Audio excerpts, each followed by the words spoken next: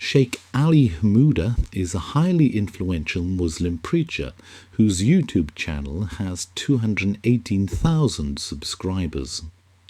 He is a member of the Islamic Council of Europe and is a writer for Islam 21C, a website set up under the influence of Shaykh Hasan Ali to fight UK government efforts to integrate Muslims into British society.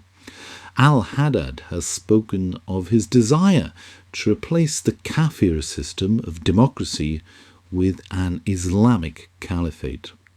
Ali Hammuda is a visiting preacher at the Al-Manar Mosque in Cardiff.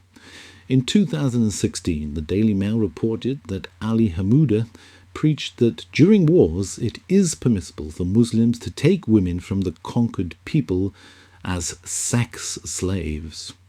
One of the interpretations of what this means is that towards the end of time there will be many wars like what we are seeing today, and because of these wars women will be taken as captives, as slaves.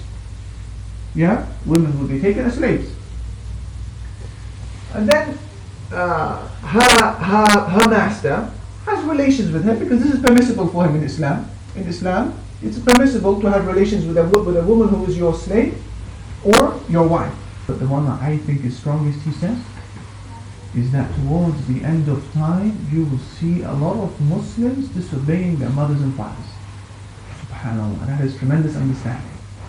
That you see a woman giving birth to her master. In other words, you see children speaking to their mothers and fathers as if they are your slave. Mark Jury explains. One of the conditions of jihad is that the rape of captive women is permitted. They become slaves. In societies like Pakistan or Egypt, Christians live in a state of vulnerability, and one of the things that hangs over their head is the threat of rape. There's this huge problem in Egypt and in Pakistan of Christian girls being abducted and forcibly married off. Nearly 40 Welsh Muslim leaders signed a statement condemning the Daily Mail article. The statement ended. The Muslim Council of Wales and its affiliates reaffirm their commitment to building a Welsh society free of hatred, based on respect, tolerance, and proud of its diversity. The signatories included Saleem Kidwai, then Secretary-General of the Muslim Council of Wales, and Abdul-Azim Ahmed, the current Secretary-General of the Muslim Council of Wales, and a apparent supporter of the Muslim Brotherhood. In 2021, Ali Hammuda was a guest speaker on a fundraising podcast for Islam 21C, along with Tawkir Toks Sharif, a Muslim activist whose British citizenship was revoked in 2017 because he was aligned with an Al-Qaeda-aligned group. Sharif proclaimed, As Muslims, we need to think outside the box. We need to think long-term about how we are going to take our ummah out of the state of decadence. In the first of a series of videos titled A Family Series on Palestine on his YouTube channel, Ali Hammuda explains that Palestine is the heart of the Ummah and will continue to be the pulsating heart of the Ummah until we reach the end times. He explains that Westerners are using their religious texts to justify their crusade against the Muslims. In his narrated history of the land of Palestine, Hammuda lists the civilizations that have made their home there. There are very few places in this world of ours that can claim as many civilizations and cultures and religions and armies passing through it and converging like al-Sham can. It has been a site that has been fought over and sought and competed over and yearned and longed for since the dawn of time. Whether we go as back as the Al-Kan'aniyun or the Canaanites, who were the first to lay their cultural foundations in this land. They were there. Moving a little bit further down, you will find the Egyptians were there. Moving further down, you will find the Babylonians, al-Babiliyun, and then al-Ashuriyun, the Assyrians, and then al-Furs, the Persians, and then the Igriq, the Greeks, and then the Romans, and then the Byzantians, and then the Muslims. La ilaha illallah. So many civilizations of our world were represented on this blessed land. According to Al Hammuda, Jerusalem was liberated by the Muslims in 637 AD. He omits to mention the Jews. The religious and cultural history of this part of the world taught to Muslims is dramatically different to that taught to the Kafir. Moriel Bareli is author of When a Jew and a Muslim Talk. He explains how the different historical narratives that are being taught are resulting in antagonistic perspectives. But my parents are Israeli, so my dad always spoke with us in Hebrew in the house. And when I finished high school, I made Aliyah. Yeah, I actually studied here in the yeshiva in the old city, and I would walk around here all the time. The Muslim quarters, the Christian quarters, the Jewish quarters. This was also back in 2016 when the knife intifada was happening. Every day we would go through the Flowers Gate and Damascus Gate, and they were stabbing his attacks before we would go through, after we would go through. And I understood that we had to connect to the environment around me, and I started learning Arabic. So I actually learned by myself from all these different apps and YouTube videos and things like that. And then I found an app where I can speak with Arabs from all over the world, almost like a WhatsApp or like a chat where you have just lists of people that you can go through. You see which country they're from, and you can just click on them, say hi, assalamu alaikum. And my Arabic got better, but what was really interesting were the conversations that I started having with them and seeing their perspective of us, of the Jews, of Israel, through their eyes. And because I'm an English speaker and I was able to have this kind of cover story that I'm an American college student that came to Palestine to learn more about the history, so they would open up to me and tell me their actual perspective of the Jews. One girl that I spoke to, I said, hi, where are you from? She said, from Jerusalem, the capital of Palestine. I said, what do you mean the capital of Palestine? Jerusalem was never the capital of any Muslim sovereignty that was in this land for 14,000 years, ever, that they ruled here. Yeah. And she said, no, what do you mean? It always was and always will be. And she says, and look, the mosque, the Al-Aqsa Mosque that was built by Abraham, who was a Muslim, so therefore it belongs to us, to the Muslims, and not to the Jews. The so-called Israelite temple, that's what she called it, that you guys are looking for. Once I told her I was Jewish, she says, you guys are looking for this so-called temple that never existed. But who built it was Abraham, who was a Muslim. And by the way, also King Solomon, in the oral teachings of Islam and the Hadith, it says that King Solomon also built a mosque in Jerusalem. And of course, King Solomon himself was also Muslim according to Islam. So in their narrative, in their perspective, it belongs only to them, and the Jews have no connection, not to Jerusalem and not to the land of Israel in any way, shape, or form. You know, Jews have a claim to this land that's thousands of years old. And I think what you're saying is very deep. It goes back to Islam. It's not just a Palestinian nationalistic movement. That's the true roots of this whole so-called conflict, is the religious side. But when you start speaking to these people, you understand that this is their sole perspective. The Welsh Government are committed to decolonising the curriculum. On the University of South Wales website, it explains. The community of expertise Decolonising the Curriculum was founded to address a growing issue in higher education, principally the exclusion of Black and minority ethnic people and perspectives from university course curricula. It is being brought to people's attention how much the discourse around subjects is dominated by white, especially male and often dead people and their perspectives. This has the effect of promoting a narrow, predominantly Western perspective of subjects to students. It also means that Black and minority ethnic students rarely see their lives and perspectives reflected in course material. This can be conveyed through reading lists dominated by the aforementioned white authors, but extends to conceptual, philosophical, and historical ideas which are derived from the experiences and thoughts of white people while ignoring their effects on black and minority ethnic people. The other aspect to decolonizing the curriculum considers the effects of internal colonization and the effects of this othering peoples, often within the same ethnic group, but who are nonetheless discriminated against by a colonial power and its prevailing perspectives and narratives. In Welsh education, the colonial power is always to be regarded as white, European and Christian, specifically British. It is never to be regarded as brown, Asian and Muslim. Islam is perhaps the most successful colonizing ideology the world has ever seen. David Wood explains why the Dome of the Rock on the Al-Aqsa site is the perfect monument to Islam. If you visit Jerusalem, or even if you see a picture of Jerusalem, probably the most prominent and recognizable structure is the Dome of the Rock on the Temple Mount.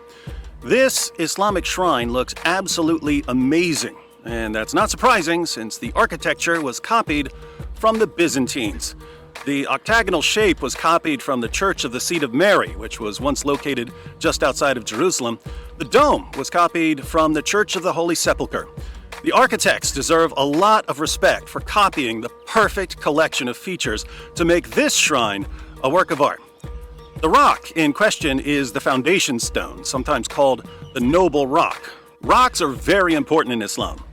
Many Jews and Muslims and Christians believe that the foundation stone was the location of the Holy of Holies in the Second Jewish Temple during the time of Jesus, and that it was where the Ark of the Covenant was placed in Solomon's Temple. Most people don't know that there's a chamber underneath the foundation stone called the Well of Souls, which may have been an ancient hiding place for the Ark of the Covenant. Now for some history. As I mentioned, the Dome of the Rock probably stands on what used to be the site of the Second Jewish Temple, rebuilt by Herod the Great, which was the heart of worship for Jews. Herod's temple was destroyed by the Romans in AD 70. Following the Bar Kokhba revolt in the 2nd century, the Romans built a sanctuary for their god Jupiter on the Temple Mount. But the Romans eventually converted to Christianity. So, from the 4th century to the early 7th century, Jerusalem was controlled by the Byzantines.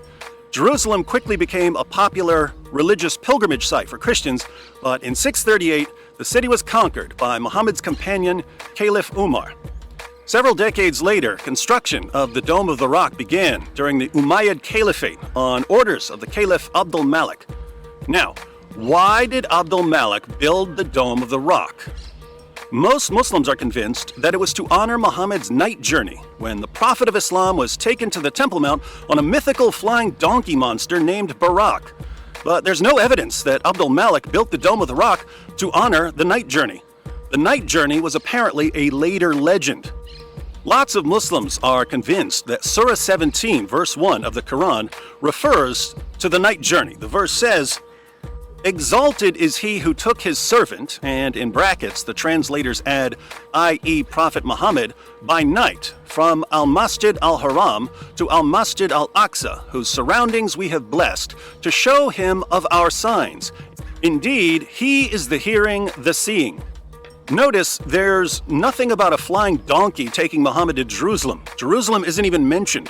Later Muslims identified Al-Masjid al-Aqsa as the Temple Mount, but this verse doesn't say any of that.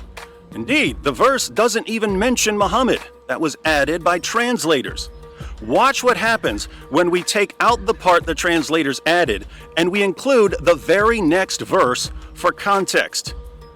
"Exalted is he who took his servant by night from Al-Masjid al-Haram to Al-Masjid al-Aqsa, whose surroundings we have blessed, to show him of our signs. Indeed, he is the hearing, the seeing. And we gave Moses the scripture and made it a guidance for the children of Israel, that you not take other than me as a disposer of affairs." In context, the night journey in the Quran sounds like it's talking about Moses. God took Moses from one place to another place and gave him the scripture to guide the children of Israel. Later Muslim sources claim that this is about Muhammad's night journey, but this later legend had nothing to do with Abdul Malik building the Dome of the Rock.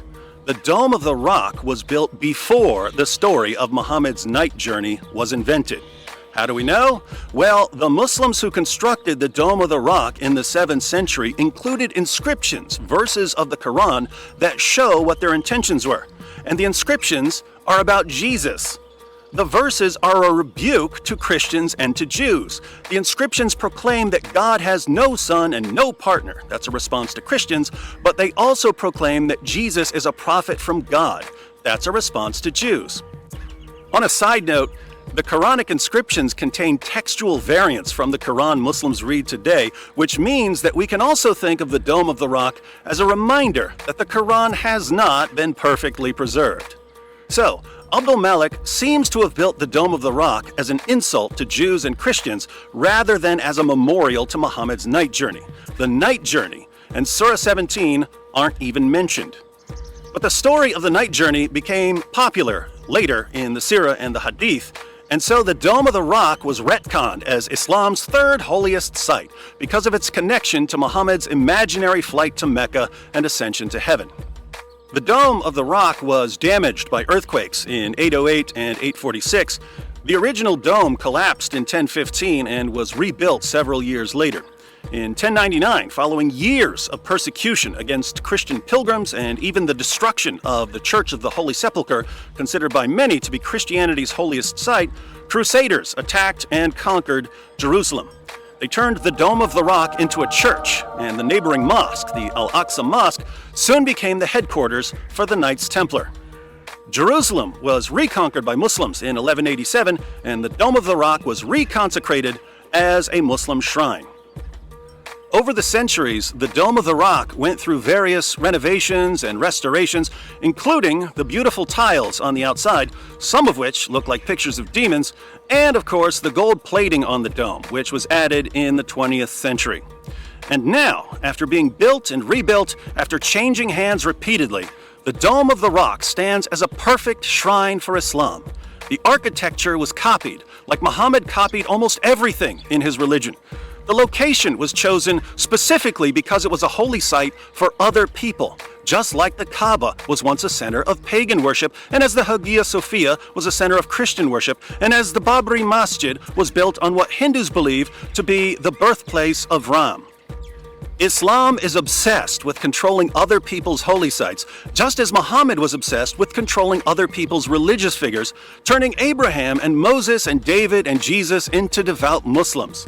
Toss in a bunch of later myths and legends and embellishments and convince hundreds of millions of people that they absolutely must preserve this slap in the face to Jews and Christians everywhere, and you get the ultimate monument to everything history's most obvious false prophet came to do.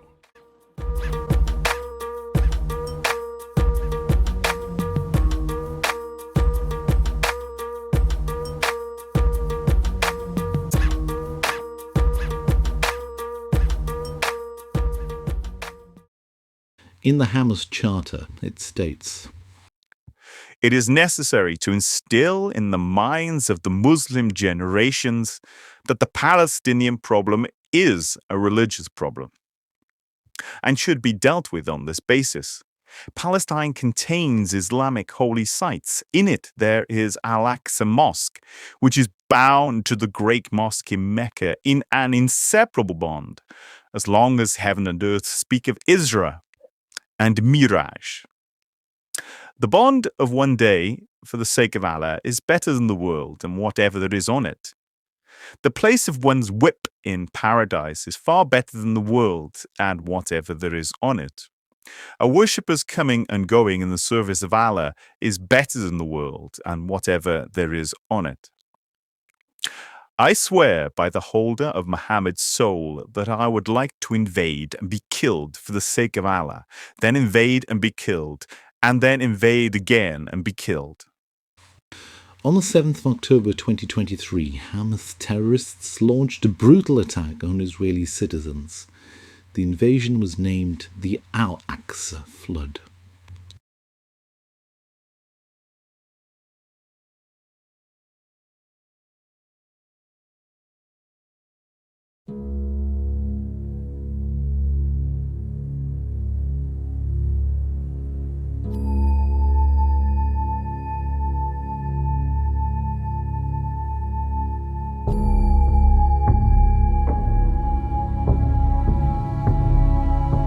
the Jews, they have been a very mischievous people even before the coming of Muhammad sallallahu alaihi wasallam. The satanic Jews, they control everything and mostly everybody. طبعا قاعد اتكلم من شوف بيصير افتح الوقت تبع كل وين شوف كيف القتلى شوف كيف قتلك في ايدي يابا ابنك قتل يهود هاي دخلت في ايدي الله اكبر مصداقا لحديث نبينا محمد صلى الله عليه وسلم تقاتلون يهود حتى يقول الشجر والحجر يا عبد الله يا مسلم هذا يهودي ورائي تعال فاقتل. October 7th was by all standards a crime against humanity with a genocidal intent. The intention was to kill and torture and injure the highest number possible of Jews just because they were Jews. Ce qui s'est passé le 7 octobre n'est pas un attentat terroriste. C'est une horreur absolue. Ça relève d'une pathologie mentale civilisationnelle qui vise à terroriser, humilier, assassiner et faire disparaître. It wasn't even terror attacks. It was a catastrophe that Israel never experienced as a sovereign state, and the Jewish people did not experience since the Holocaust. What happened on October 7 was definitely a terrorist attack, if not more. What happened on October 7 was a genocide attack. From the river to the sea! From the river to the sea! Palestine will be free! Palestine will be free! وإنا لله وإنا إليه راجعون. مقتدى الصدر. بسم الله الرحمن الرحيم.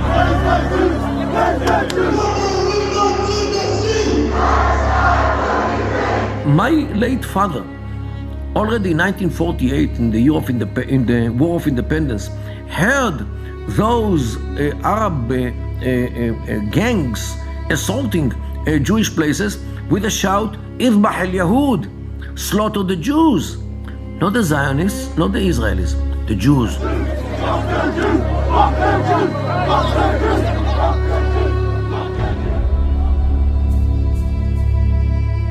It reminds me of the Holocaust by bullets, systematically using the bullet to exterminate the highest number of Jews that is very comparable to the tactics of the Einsatzgruppen.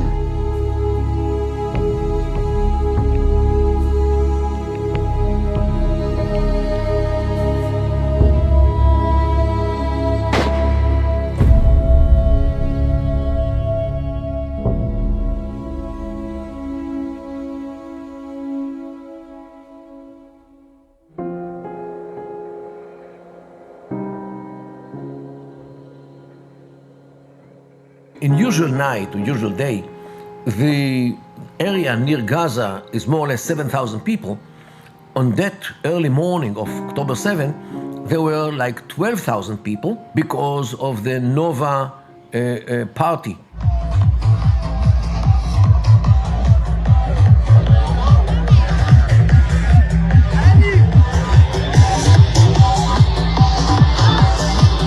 It was also a holiday in Israel. A lot of people are on vacation, a lot of soldiers are not in the army. The outposts in the border are poorly occupied by soldiers. It's a holiday. And to add all on top of all this, there was a huge festival going on in Israel in an open area, almost unguarded, that Hamas perhaps saw as an opportunity to go and massacre. They heard it from Gaza because it was very loud, and actually their spies, who they were sending to the Israeli places, kibbutzim, moshavim, to work, they actually saw the preparations. 6 in the morning, it's already sunlight, means that the kids, the boys and the girls, cannot run away because they are being seen. They were easy prey for the jihadis of Hamas.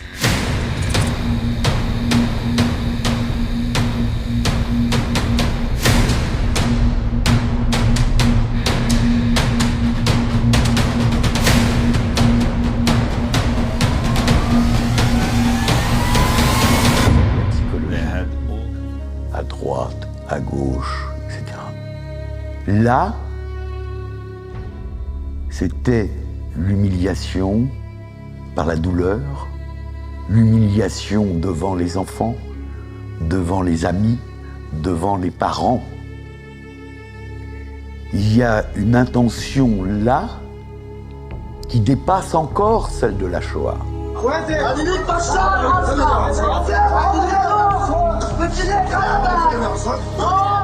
Après la Shoah, tout le monde disait plus jamais ça.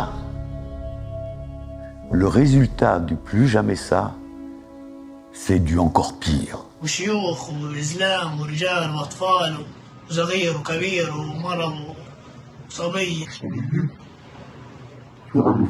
قتلوها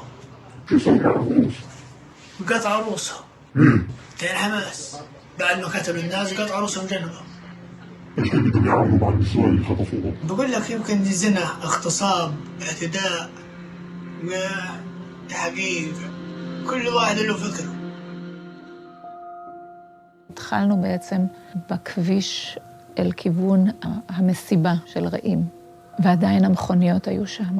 היו שם מאות מכוניות, חלק שרופים, ירויים, הרוסים, פתוחים, עומדים בכל מיני פוזיציות משונות לצידי הדרך, ואנחנו רואים ציוד, המון ציוד, ועגלת תינוק, ומחצלת, כיסא תינוק, תיקים, כל מיני פריטים אישיים של אנשים שיצאו לקמפינג.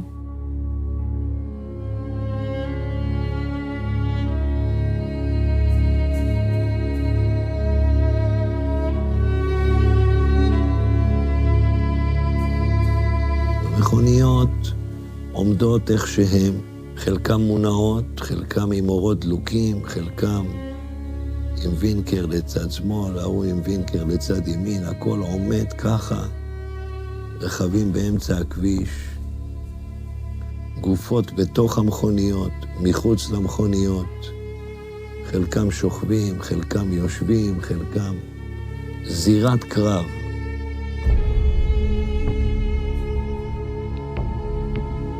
ואז אנחנו מגיעים לאזור המסיבה. זה היה נראה כאילו תכף יכולה להתחיל פה מסיבה. זאת אומרת, הכל היה שם עדיין. יש לי פה הרוגים. 1, 2, 3, 4, 5 הרוגים. יש פה מישהו. יש לי פה שוטרת. יש לי שוטרת הרוגה פה. יש בפנים. אוי ואבוי. אוי ואבוי. וכמובן מיד המחשבות עוברות למה באמת היה פה. ואני ככה מסתובבת וסופגת את כל זה פנימה. אני לא חושב שבאמת אפשר היה להבין.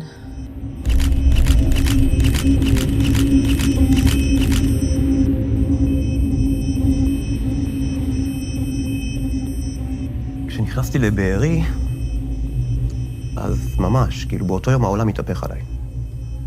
בוא נגיד שעד אז, כאילו אמנם אמרתי, ראיתי כאילו זירות איומות, כבישים, מלחמה. ראיתי מלחמה. כשנכנסתי לתוך הבתים עצמם, או אפילו שהלכתי, אני זוכר שהלכתי באיזושהי נקודה בבארי, ואני רואה בחורה קשורה עם הראש, כאילו כמו פלנלית כזאת, משהו, זה לא היה משהו ברזל, זה היה כאילו, הראש שלה היה קשור לעץ, כאילו העיניים והראש שלה ככה, ידיים כפותות לאחורה, ערומה כביום היוולדה. היה עליה מקבץ בגב של ירי, ואתה רואה כאילו אתה רואה אני אגיד את זה במילים האלה, שאנסו אותה. כאילו, אנסו זה הדין, לדעתי, למה שעשו בגוף הזה. אתה רואה מקום שהיה בו בית, הבית הזה נחרב לגמרי, ויש מזרון, ועל המזרון שוכבת בחורה עירומה, יש לי איזה מוסרט. הבחורה העירומה הזאת, ניסינו להרים אותה מהמזרון, אי אפשר. היא הייתה קשורה עם חוטי ברזל, חשבתי שרק למזרון. אז ניסינו להוציא את המזרון ולהוציא אותה עם המזרון, התברר שהבן זוג שלה קשור אליה, מהצד השני של המזרון. בחוטי ברזל העבירו ביניהם. אני רואה תמונה של הילדים, שהם כמובן אף אחד מהם לא בין החיים. גם, כאילו, זה החיבור למציאות, לזוועות שהיו שם. התמונה.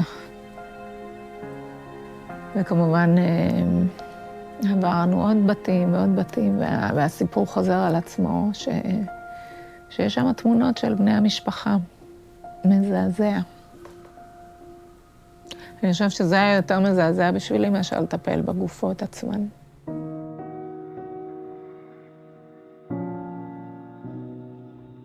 I was asked a lot of all kinds of trying to denials, just to look in their own cameras what they did by beheading people and by burning people, and we have that on their own video from them pouring gasoline on a live person while he's begging for his life and just burning him alive.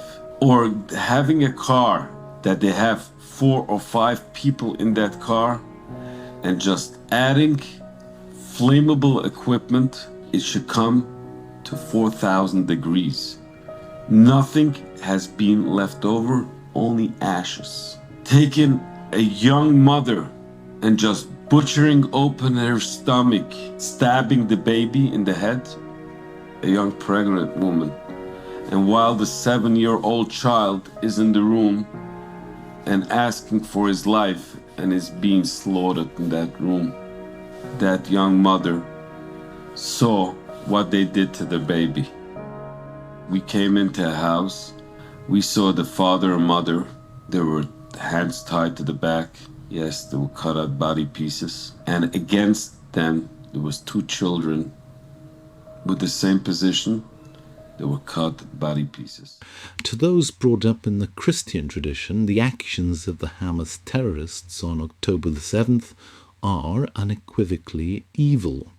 And yet, many Muslims, perhaps millions of Muslims in this country, believe that they are justified. Nizar Dahan, whose profile is publicised on the We Are Wales website, justifies the atrocities. We Are Wales is a project of the Ethnic Youth and Support Team.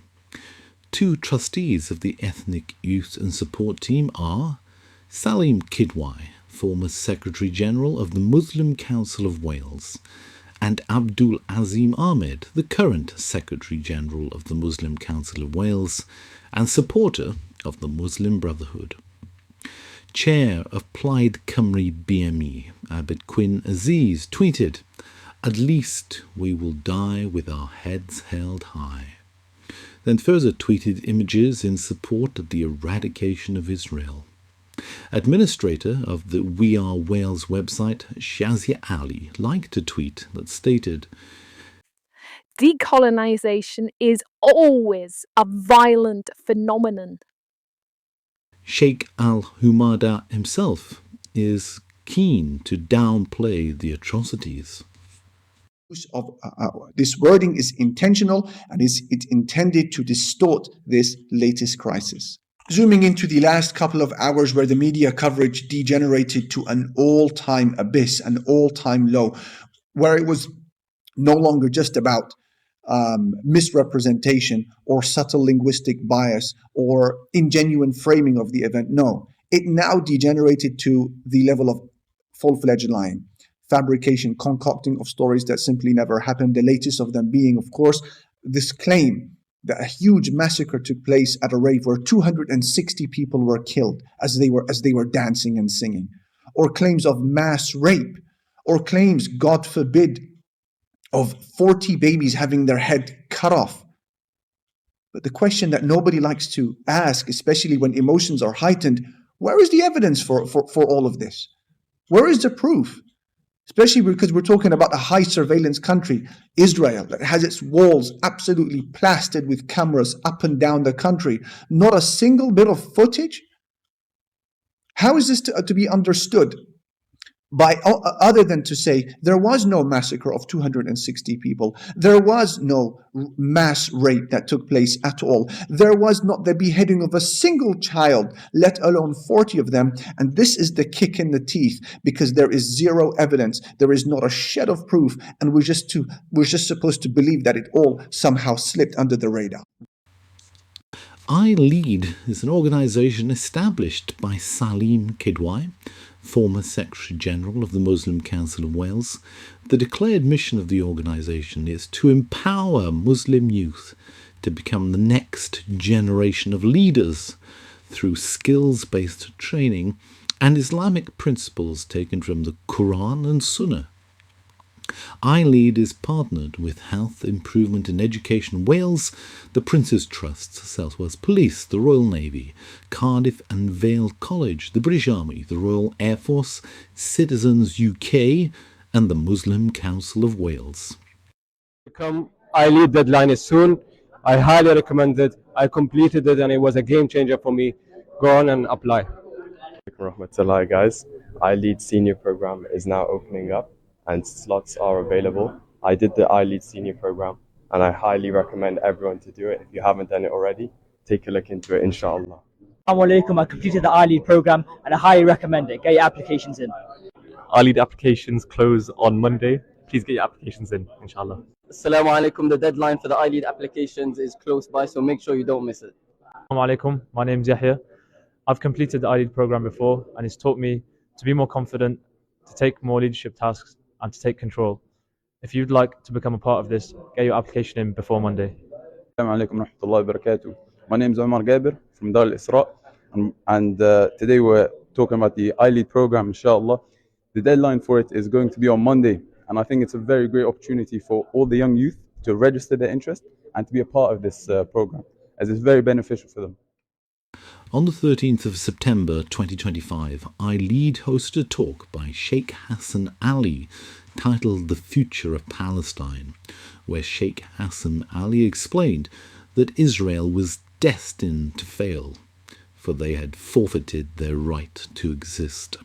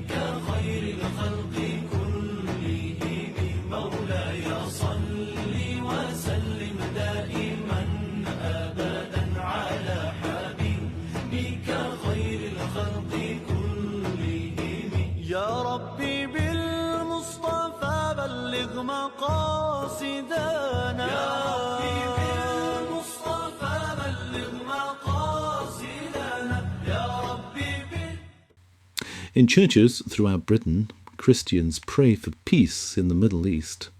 In mosques throughout Britain, Muslims pray for victory. Now, Israel's war on Hamas has sparked suspected hate preaching in some of Britain's mosques. A Talk TV investigation today reveals footage of preachers in several mosques calling for Jews to be killed and Israel to be destroyed. Now, we have handed the dossier of evidence to police, and officers from three forces are now actively investigating. Holly Hudson has this exclusive report, which comes with a warning that some viewers may find its content offensive. Allahu Akbar. A sermon at the Redbridge Islamic Centre in Ilford. The speaker prays with his congregation in Arabic to curse the Jews and the children of Israel. Talk TV had the recording translated twice independently. It's voiced by an actor. O Allah, curse the Jews and the children of Israel. O Allah, curse the infidels and the polytheists. O Allah, break their words, shake their feet, disperse and tear apart their unity, and ruin their houses and destroy their homes. And from London to Liverpool. If the 2 billion just marched on Israel, it's all over. These spat in the direction of Israel, 2 billion, it's all over. To Birmingham. The stones will speak and say, "Oh Muslim, behind me there is a Yahudi, come and kill him." Preachers at mosques across Britain have been filmed calling for victory for Hamas. O God, heal our hearts regarding the usurping Jews and in every enemy of you and the Muslims. O God, limit their number, kill them indiscriminately, and do not leave any of them alive. O God, our Lord, disperse them, weaken their strength, shake the ground beneath their feet, and freeze the blood in their veins. Make them captive to the Muslims. And stoking hatred against Jews and Israel with alarming anti-Semitic rhetoric. O Revenger, revenge from the oppressive aggressor occupying Zionists. O Allah, shake the earth beneath them. O Allah, limit their number, kill them indiscriminately, and do not leave any of them alive. Rhetoric that in some cases is as violent as that of Abu Hamza, the known hate preacher who delivered sermons at Finsbury Park Mosque before it was shut down and who was deported from the UK. In Greenwich, this speaker ended his prayers with calls for Allah to grant victory over the enemy. The Met said while it understands the footage raised concern in Greenwich, no offences had been committed there. Jewish groups, though, say that police aren't doing enough and are calling for prosecutions in some cases, warning that some of these sermons could lead not only to hate crime, but extremism and even terror. There is no difference between the rhetoric in the Hamas Charter and the rhetoric that is on display in these videos. They are utterly hateful, they are violent, and they are a threat to both Jews and non-Jews in this country. There is a real risk of more than just one person being encouraged by this rhetoric to go out and take action on the streets. And we've seen how bad that can be in the past. On the 22nd of October 2023, Keir Starmer met with the Muslim community at the South Wales Islamic Centre in Cardiff. After the meeting, Starmer tweeted, I was grateful to hear from the Muslim community of the South Wales Islamic Centre. I repeated our calls for all hostages to be released, more humanitarian aid to enter Gaza, for the water and power to be switched back on, and a renewed focus on the two-state solution. On the 24th of October 2023, the Muslim Council of Wales published a statement on behalf of the South Wales Islamic Centre. They stated, We wish to stress Keir Starmer's social media posts and images gravely misrepresented our congregants and the nature of the visit. We affirm unequivocally the need for a free Palestine. We implore all those with political authority to uphold international law and to end the occupation of Palestine. The Muslim Council of Wales are evidently not interested in a two-state solution. On the 26th of October 2023, just over 2 weeks after the atrocities, Al Hammuda published a video requesting money for a new initiative, Waqforever, a UK-registered charity with vision of strengthening the Ummah. This involves campaigning for the liberation of Palestine. Waqforever is supported by prominent social media commentator Ali Dawah, who is well known, along with fellow social media commentator Mohammed Hijab, for harassing Jews. Free Palestine! Free Palestine! It was terrifying. The boys had to be rescued by the police as bottles and eggs rained down on them.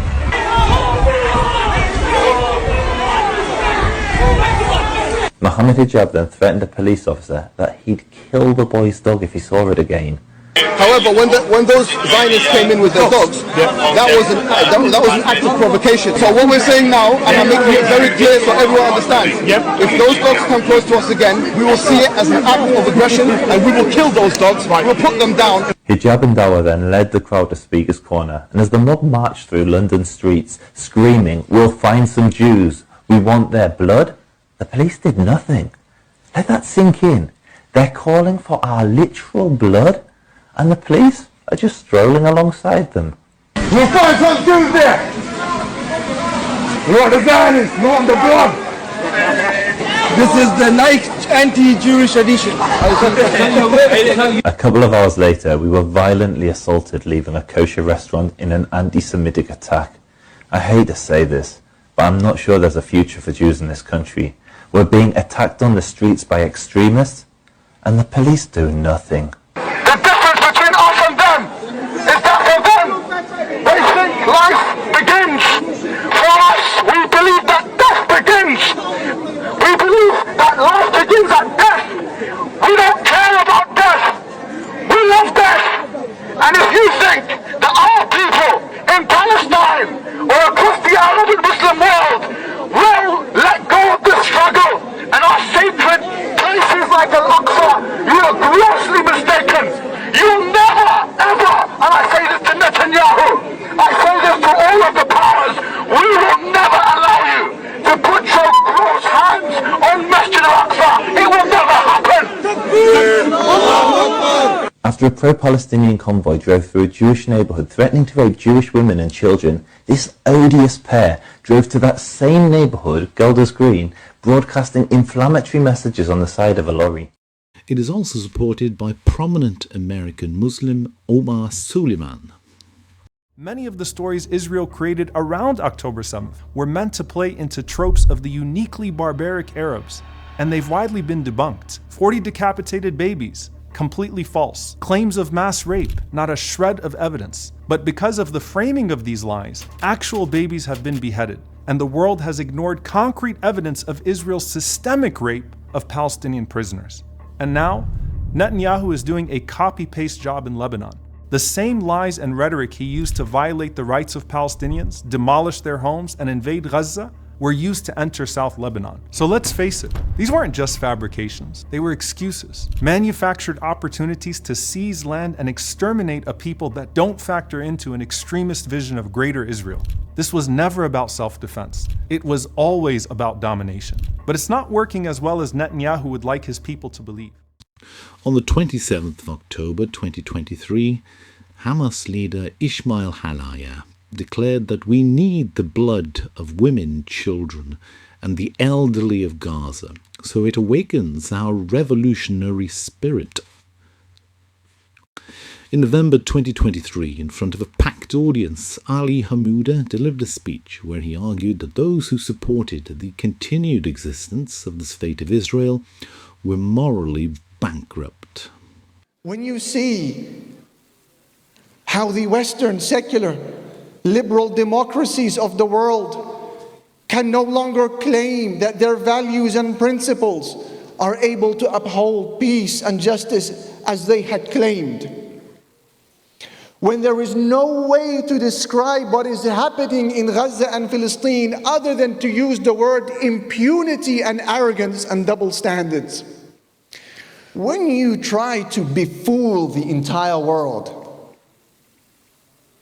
by strawmanning the plight of the Muslims and the Arabs and the non-Arabs as simply being a group of savages who are thirsty for Jewish blood, a group of savages who are motivated by nothing other than a witch hunt against Jews and a bunch of anti-Semites, when that becomes your argument, then you've shown the world that you've really run out of lies. You're morally bankrupt. And most importantly for you, my brother and sister, to remember, the Zionist project has absolutely no future. On December the 12th, 2023, Ali Hammuda published another video promoting his fundraiser and declared that Gaza had reawakened the spirit of the Ummah. Ali Hammuda made the news in 2015 when two young Cardiff Muslims, Rayad Khan and Nasser Mutana, became poster boys for ISIS. In an article in the Daily Telegraph titled "Muslim extremists are a thorn in our community," Andrew Gilligan wrote, on April 13th, the star speaker was Saleem Kidwai, who told his audience that we as Muslims are not just another ethnic group. We are not just brown faces and a different type of cuisine that we serve up to the masses in Western countries. We are not like the cattle, the sheep who sit around waiting for the bus or when we are in the supermarket queue. The Prophet said that the upper hand is better than the lower hand. Our mandate is nothing less than to be leaders of mankind. On January 19th, the mosque's in-house preacher, Ali Hammuda, talked on the controversial subject of music, or as he preferred it, moo sickness. Last August, the faithful heard from Abu Usama ad-Dahabi, best known for his star appearance in a Channel 4 Dispatches documentary where he advocated killing apostates and throwing gay people off mountains. The mosque's Facebook page carried an apologetic note that two other proposed speakers had to cancel because they had been refused entry to the UK. Al-Manar is an energetic and enterprising place with good ideas about how to spread the word. They have a stall at the popular Splot Sunday market. They conduct outreach sessions for the city's Muslim taxi drivers. But perhaps most troubling, Al-Manar's extremist activities extend to officially sanctioned sessions inside the state school, attended by two of the latest jihadists. Cathay's High School was reportedly where Rayad Khan and Nasser Mutana became friends. It also hosted, every Wednesday lunchtime in its upper hall, a session called Reminding Cathay's High, sponsored by Al-Manar and featuring none other than Ali Hammuda, the man who believes that music is a sickness.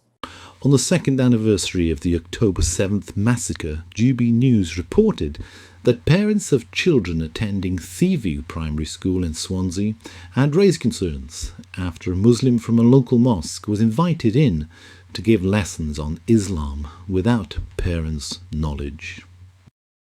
GB News can exclusively reveal that a Welsh primary school has been slammed after worried parents were branded racist for raising concerns about an Islam lesson. Let me explain. Seaview Primary School in Swansea recently brought in a representative from a local mosque to teach the school children about Islam. But parents complained that Christian denominations don't get the same representation in their religious education lessons. Apparently, parents were not informed about the visits beforehand, and then when some objected to the lessons, they were apparently made to feel as though they were racist. Children were being marked down on things like misspelling mosque or Quran. But there is a bit more to this. There is even the claim that one of the children said, I'm Christian, I don't pray to Allah, and that the person who came in to that school to give that talk and to be with the children said that by the time you hit year 6, you will all be Muslim. Well, local Reform UK councillor Francesca O'Brien organised a public meeting this morning to discuss the issue. She joins me now live. Francesca, thank you very, very much. Tremendous to have you on the show. So what is it that local parents are, A, complaining about, B, so worried about? A couple of things. Thank you, Patrick. Actually, this morning was quite an eye-opener. Many of the parents contacted me at the end of last week raising concerns that a representative from one of the local mosques here in Swansea attended the school without the parents' knowledge. And they were taught how to pray on a mat, how to fast, and reciting prayers to Allah. I took phone calls from parents where they said the children were reciting the prayer off the top of their head. And these are children as young as 5.